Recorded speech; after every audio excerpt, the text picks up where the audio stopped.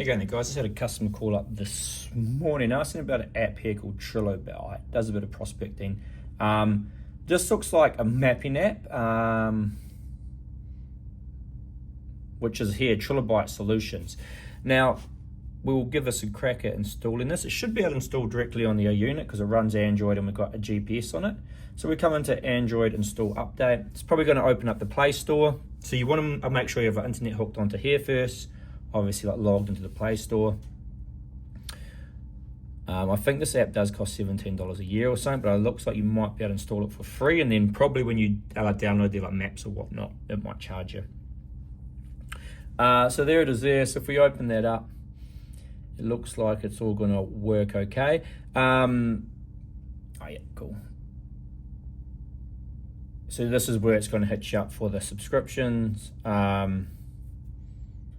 7-day trial, subscribe. Oh, we're in the wrong, different account.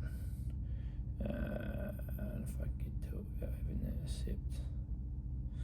Yeah, okay, it wants me to have my, so it does look like it actually works. It is a paid version, you just do need to download it.